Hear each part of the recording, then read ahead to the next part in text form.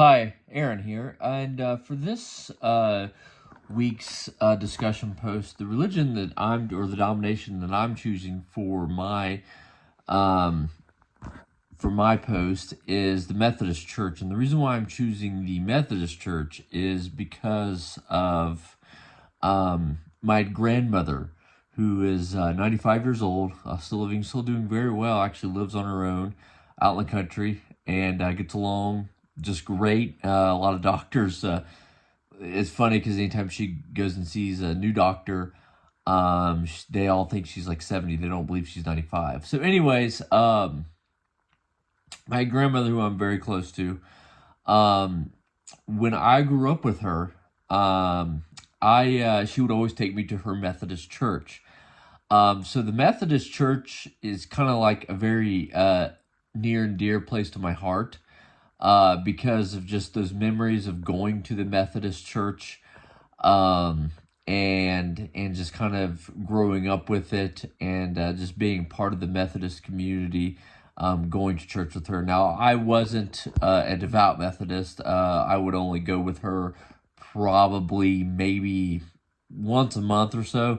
I actually grew up Catholic, and then I switched to kind of I guess your traditional Protestant church, and then the later years I was non-denominational, kind of a contemporary Christian church.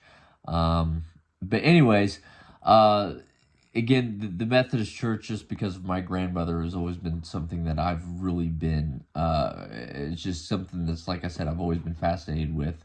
But anyways, the Methodist Church,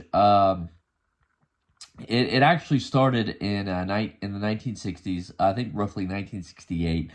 But I thought it started earlier than that. But the origins go back to about the 1730s in England, coming from the brothers John and Charles Wesley. Again, they were two Oxford students, and they gathered a small group of students who started kind of your Methodist movement. And then you would have in the U.S. a German-American clergyman, Martin Bohem, I think it's how you say it. He was the Mennonite preacher, and he was leading similar movements in America to help people grow their faith in the Methodist Church. And I remember my grandmother telling me stories about how they would have pastors come and talk about the history of the Methodist Church and how they have strong ties in Ohio, and their ties in Ohio, again, this has come from my grandmother, of how they would have these Methodist rider preachers, and they would be these Methodist pastors who would ride from different settlements in Ohio, delivering the gospel via the Methodist denomination style. So anyways, like I said, I chose the Methodist Church just because, like I said, it's something that's family oriented for me.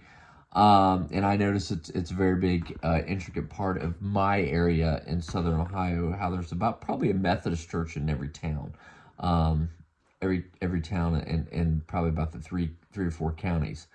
So anyways, that is my video, and I'll see you guys later.